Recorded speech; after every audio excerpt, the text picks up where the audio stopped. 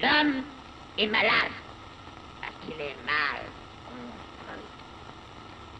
Il faut se décider à le mettre à nu pour lui gâter cet animal pur qui ne se mange pas. Dieu, et avec Dieu, ses organes, oui, ses organes, tous ses organes, car, tuez-moi si vous le voulez, il n'y a rien de plus inutile que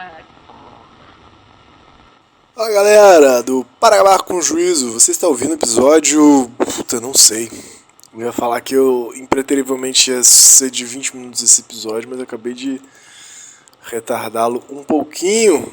A gente está no episódio, conferindo aqui nos bastidores, 119, meu Deus, quem diria, 119 episódios. Reparei, esses dias eu estava refletindo sobre esse episódio, sobre esse programa de podcast, né? Como ele talvez decaiu no nível de doideira, né? Ele seguiu cada vez mais comentário, não sei. Falta um violãozinho, falta uma glossolalia, né? Mas é o que eu tô podendo pouca doideira. A neurose tá batendo forte. Forte abraço. Valeu! Vocês ficam sempre com esse pequeno trecho de vlog aí, né, cara? É sempre um áudio, uma audiodescrição do meu estado psíquico e mental, né? Sempre aprazível, mas deve ser um deleite. Vamos lá, são 10h39 agora, tem compromisso, vamos até precisamente 11h39, sem tirar nem pôr. Nem sei onde a gente está no livro, mas confio no poder das cartas. Eita, calma aí, errei. É 10h39, eu ia botar 1 hora de programa. Ó, tu falha, opa! Caralho. Não. É 11h59, porra. Agora faz sentido. Pronto. Que isso, cara? Eu errei de novo. É 10h59. Caraca, nossa. Aí, é isso.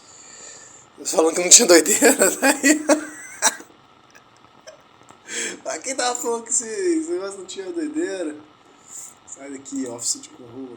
Vamos lá. A gente tá na página hoje 227. A gente parou aqui, né? O que a sociedade neocolonizada que lhe inculcam e que consegue afinal o que a colonização apenas esboçou, um efetivo assentamento das forças do desejo sobre Édipo, sobre o nome do pai, no grotesco triângulo. Então, um baita capítulo fanoniano aí, né, do anti-Édipo. É aí que os bichos já eram decolonial antes de ser modinha, antes do Quirrano aí, antes da Segato. Vamos lá. Então, 227, o parágrafo metade da página aqui na minha edição da 34. No livro original podem ver, a gente está no 202, né, do livro em francês. Retornamos à célebre e inesgotável discussão entre os culturalistas e os psicanalistas ortodoxos. Édipo é universal? Será ele o grande símbolo paternal católico, a reunião de todas as igrejas? E qual é o nome desse... É um nome engraçado, né? É esse mesmo, 3.4.4. Eles não sabem o que fazem, aqueles que ediconizam.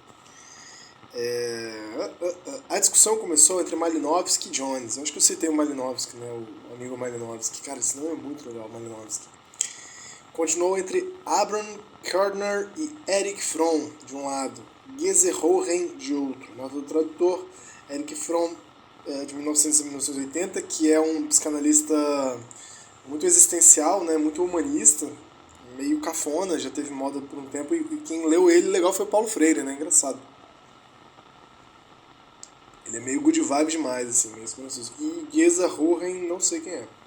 Mas morreu antes, morreu em 53. Vamos lá. E ainda prossegue entre certos etnólogos e certos discípulos de Lacan, entre parênteses, os que deram não só uma interpretação edipianizante da doutrina de Lacan, mas uma extensão etnográfica a essa interpretação. Comentário maldoso aí, estão dando indiretas. Boa, Gatarri. Quem são, não sabemos, mas tá aí. Fica sabendo que existem. Esse livro tem uma datação, né, cara? Ele é muito uma picuinha de época, assim. Você vê que tem umas indiretas muito... Só quem tava ali viu. Imagina você escrever um livro de 500 páginas sem indireta colocado no tempo, assim, né? Porra, que doideira. Do lado dos que defendem a universalidade de Édipo, né? Do lado dos que defendem a universalidade de Édipo, há dois polos. Um talvez já fora de moda. Faz de Édipo uma constelação afetiva original e, no limite, um acontecimento real, cujos efeitos seriam transmitidos por hereditariedade filogenética. Então tem uma base aí, né, biológica para o entendimento de Édipo. Dentro das hipóteses de universalidade, né? Dessas ingênuas hipóteses de universalidade de um complexo de Édipo, uma estrutura que organiza a vida psíquica, política, social, existencial das pessoas. E o outro faz de Édipo uma estrutura que, no limite, é preciso descobrir no fantasma, em relação com a prematuração ou a neotenia biológicas. Caralho, o que é neotenias? Vou ter que consultar o Google. What's neotenias? Neotenias.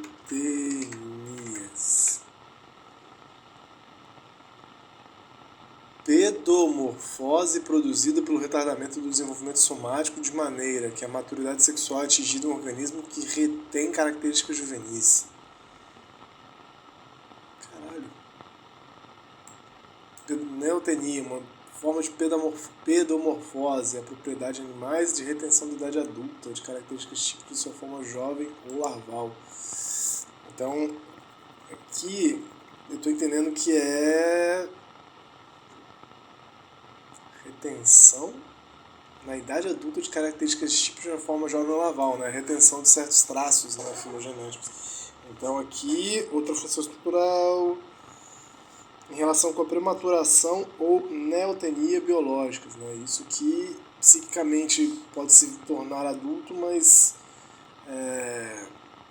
há traços dessas características que se retém, né, da infância, que é o Édipo, até a idade adulta, seria isso? Neotenia, baseado na neotenia biológica? Sei lá. Caiu de paraquedas e aí ficou. Duas concepções muito diferentes do limite. Uma o tem como matriz original, a outra como função estrutural. Porém, nesses dois sentidos do universal, somos levados a, entre aspas, interpretar, fecha aspas, visto que a presença latente de Édipo só aparece através da sua ausência patente, compreendida como um efeito do recalcamento, ou melhor ainda, já que um invariante estrutural só é descoberto através de variações imaginárias. Como testemunho, se precisa de uma forclusão simbólica, o pai como lugar vazio. Então aqui eles deram um voltão, né? Dizendo que estruturalmente essa é a grande saída, né? Édipo não é que ele existe, ele pode ser interpretado, né? Não é que ele está ali acontecendo, nossa, o menino quer comer a mãe, o menino quer ficar com o pai. Precisa de que é também, né? Mas na interpretação estrutural e universalizante, a presença de Édipo é latente.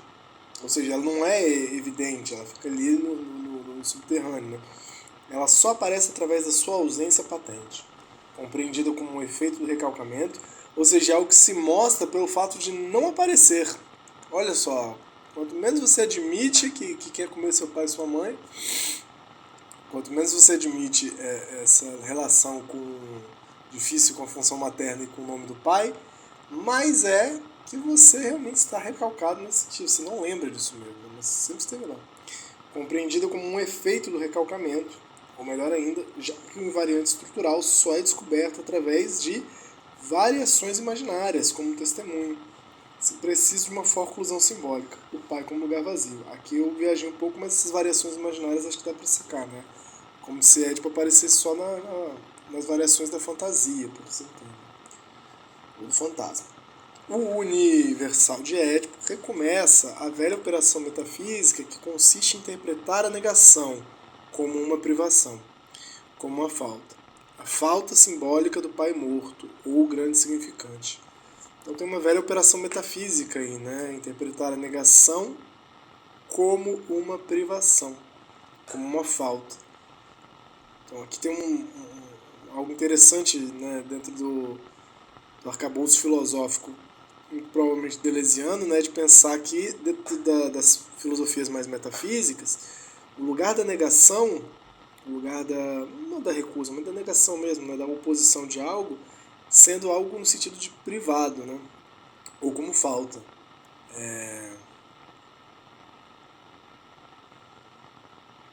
Esse é um tipo de argumento lógico que eu fico muito perdido. Apesar de sempre ter um exemplo, eu entendo o que está acontecendo. Mas eu não sei reproduzir, não tenho nenhum exemplo na manga. Então, fica com isso aí. Essa é a...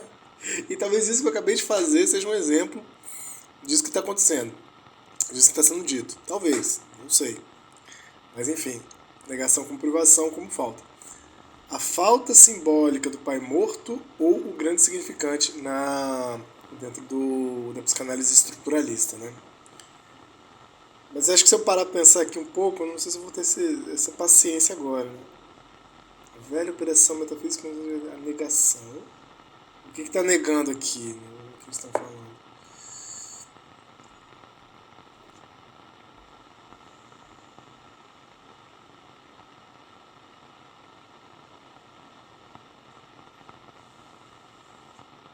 Será que é, no caso aqui, a negação de Édipo, né? Ou a negação no sentido de negar o que Édipo nega, né? É isso mesmo, talvez. O Édipo recomeça a velha operação metafísica. Interpretar a negação como uma privação. Se é negado o pai ou a mãe ao filho, isso é entendido como uma privação, como algo que falta, como algo do campo da impossibilidade, do faltoso. Acho que é essa operação metafísica que eles também estão vendo em Édipo, né? E não simplesmente como uma... É uma interdição, não deixa de ser, mas é uma interdição posterior à colocação política do desejo, né? Acho que essa é a questão que eles estão falando. Não é de origem, não é também tão pouco universal, né? Dando prosseguimento, a falta simbólica do pai morto, falta simbólica do pai morto ou o grande significante. Que aí eu tô entendendo, mas aí tô sendo esforçoso aqui, né? Falta simbólica do pai morto ou o grande significante. Nesse sentido do campo do simbólico, no campo do palavreamento, no campo do encadeamento significante, sempre falta esse pai que é morto, esse pai no sentido da onipotência do significante representar aquilo que ele se propõe, né? E com isso, a gente representar a nós mesmos e representar ao outro, né? E se representar ao outro ao ponto de entenderem claramente nossas necessidades, nossas demandas e, em último grau, o nosso desejo, né? E isso é sempre, para a psicanálise estruturalista, vamos em uma certa etapa, isso é faltante, né? Isso que falta ao desejo, né? Porque o significante ele não pode representar a coisa. O significante é sempre um significante para outro significante. Uma teia acima das coisas em si, né? E que tem que se rebolar, tem que se virar com isso. Esse pai morto, não sei se não é a falta simbólica do pai morto, não sei. Chutando aí uma possibilidade de onipotência, de que o significante diga, que em seguida eles colocam também a falta desse grande significante, que talvez aplacasse o anseio do desejo de representar aquilo que quer, né? Representar aquilo que deseja. Não sei, tá? Interpretar a nossa maneira moderna de crer e de ser piedoso. Aí eles soltaram essa ainda por cima. De alguma forma, tem um envolvimento aí metafísico, né, muito forte com o cristianismo na tradição do Ocidente, né, toda essa metafísica.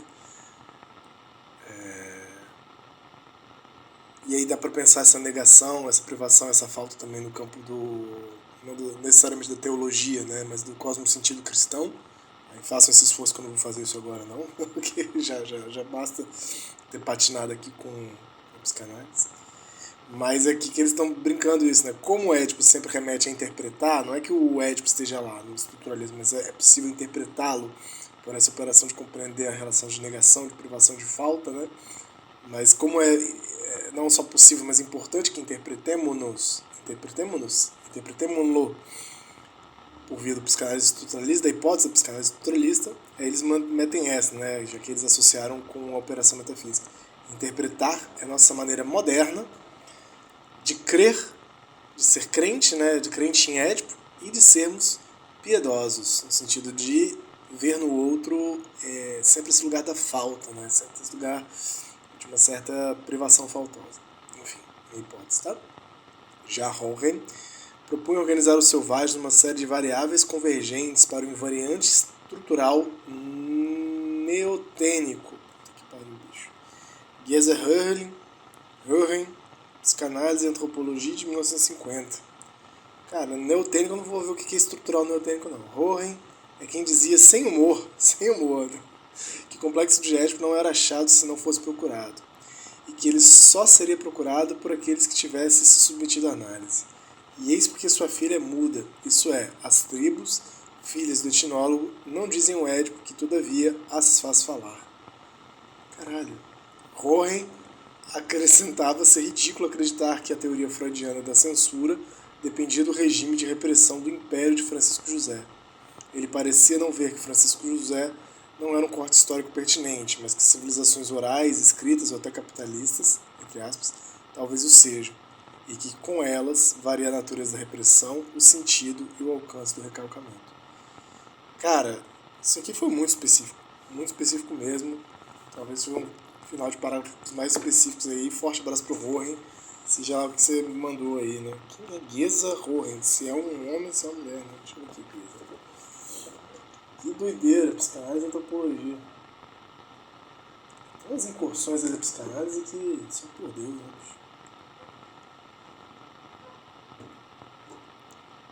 A galera foi pra cada parte. Ah, é um homem mesmo, psicanalista. Traduzido do inglês, vamos ver aqui. É um húngaro e antropólogo, né? Psicanalista considerado por alguns mais importantes. Não, considerado por alguns, quem, né? O Wikipedia é muito específico. Considerado por alguns, considered by some as the most important anthropologist, psychoanalyst. O mais importante antropólogo psicanalista. Ele é frequentemente acreditado como fundador do campo psicanalítico antropológico. Foi o primeiro antropólogo treinado psicanaliticamente a fazer pesquisa de campo e mais tarde desenvolveu a Developed General Culture Theory, desenvolveu uma teoria geral da cultura, da teoria, enfim. Que doideira, hein? Ruim. Forte abraço.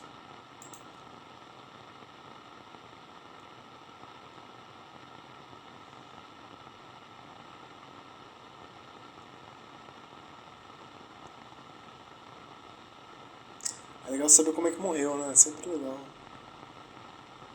Fala.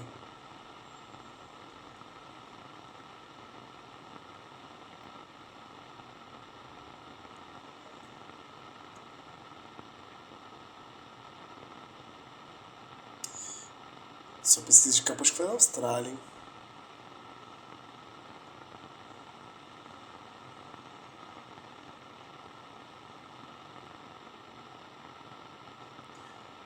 Teve o suporte de Ernest Jones nos debates ali na Austrália e do debate com Malinowski sobre o complexo de Édipo e as culturas matrilineares.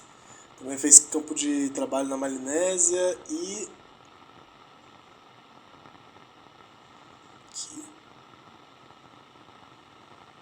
na América do Norte e no chifre da África, aquela região da Somália, se não me engano.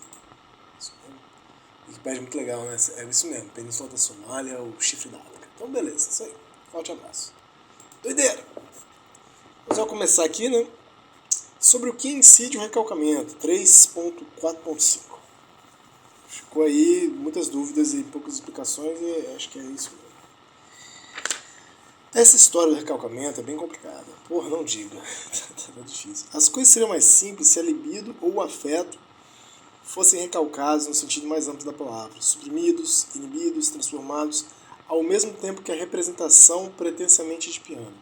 Então, seria muito bom se a libido e o afeto fossem recalcados junto com a repressão, né, pretensamente edipiana. Representação, desculpa.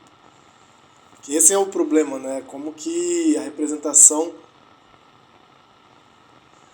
no fundo você quer Édipo, isso se esconde, né? O representante, a representação se esconde, mas o afeto e a libido, ela não, né? Ela não fica quietinha, ela fica mexendo. Mas não é nada disso. A maior parte dos etnólogos observou muito bem o caráter sexual dos afetos nos símbolos públicos da sociedade primitiva. E este caráter permanece integralmente vivido pelos membros dessa sociedade, embora eles não tenham sido psicanalizados, e apesar do deslocamento da representação. Como diz Leach, a propósito da relação sexo-cabeleira, entre aspas, o deslocamento simbólico do falo é habitual, mas em origem fálica de modo algum é recalcado. Fecha aspas, nota de rodapé 28, Edmund Ronald Leach, Magical Hair, Cabelo Mágico, em Mito e Cosmos, 67. Será preciso dizer que os selvagens recalcam a representação e guardam intacto o afeto? E seria o contrário entre nós, na organização patriarcal, em que a representação permanece clara, mas com afetos suprimidos, inibidos ou transformados? Entretanto, não. A psicanálise diz que também nós recalcamos a representação. Também nós? Doideira. Cara, vamos voltar daqui, né? A gente leu tudo mais, mas a gente volta daqui passando rapidinho pra estar com a cor fresca, até porque olha só quem tocou. O alarme está tocando. 10/8/23. Beleza, galera. Forte abraço, então. Vou lá pro meu compromisso. E até uma próxima. Meu Deus, esse capítulo é muito doido. Eu não gosto de dizer isso. Beijos, forte abraço. Eu desliguei o despertador como se fosse parar a gravação, né? Forte abraço.